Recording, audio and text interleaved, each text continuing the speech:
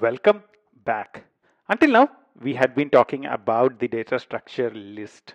List can contain duplicates. So if we create a list of numbers is equal to, let's say 1, 2, 3, 2, 1, it can contain duplicates, right? So it can contain the same value twice. List is more based on the index. So list is like element at 0 is 1, element at index 1 is 2. So list is more a positional thing. It keeps things in positions and you can add things at the end or in between. In list, position is given the utmost importance. The other data structure that we'll be talking about now is called a set. A set, on the other hand, does not contain duplicates. So if I create a numbers set out of this thing, how can I create a number set out of this? I can say set of numbers. Set is a method and I can call set of numbers and create a number set. What would this have? As you can see, number set does not have any duplicates. That's the major difference between a list and the set. In a set, you will not have duplicates at all. The way you can add elements to a number set is very simple. Number set dot add. Let's say I'm adding the same element. What would happen? It will be only present once. If I add a new element, what would happen? It would be added to the list. Let's say I want to add 0. You can see that it contains 0, 1, 2, 3, 4. So in a set, you cannot have duplicates. The way you remove elements is exactly the same. So you can say remove 0. So what happens? 0 is removed out. One of the important things about a set is it does not support access by using an index. So you cannot say numbers of 0, number set of 0 and try to access the element because a set does not support indexing. If you want to have a unique set of values, then you would go and use a set. The way you can check if an element is in a set or not, you can say 1 in number set. Is it present? True. You can say 5 in number set. It returns false.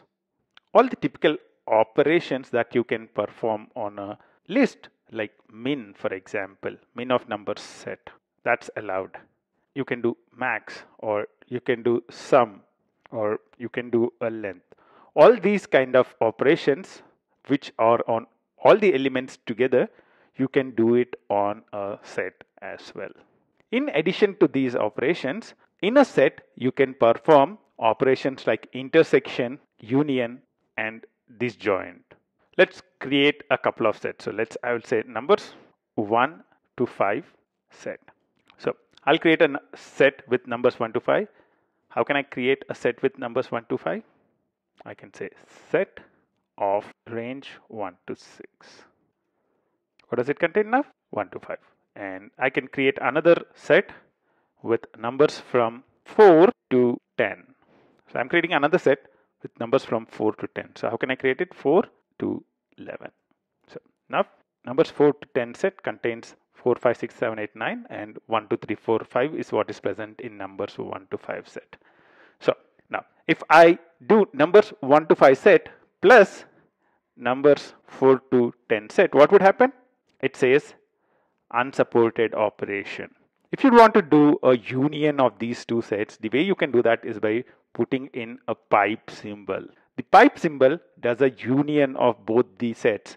So it combines both the sets and finds the unique elements in them. So it returns 1, 2, 3, 4, 5, 6, 9, 10.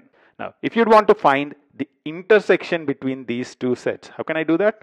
And it returns elements which are present in both the sets, 4 and 5. So 4 and 5 is present in this set as well as in the 4 to 10 set. The other operation you can do is subtraction. So you can try and do minus and this would return the elements in this set but not present in this set. So elements 1, 2, 3 are the ones which are present in this set but not present in this set. You can do the reverse as well. So if you want, you can actually subtract number 4 to 10 set minus numbers 1 to 5 set. And this would return the elements which are there in this set and not in this set. So what we are looking at is set. A set does not allow duplicates and it allows all the operations that are typical for sets, right? Subtraction, you can do a union, you can do a intersection, and we looked at how to find the min, max, length. You can calculate the sum of elements in a set. We also looked at the fact that set does not support indexing. Whenever you come across a scenario where order of the elements is not important, the index of the elements is not important, but you want the elements to be unique, in that kind of a situation, you would go for a set. In set, all elements are unique and we will not be able to track elements by their index. I'll see you in the next step. Until then, bye-bye.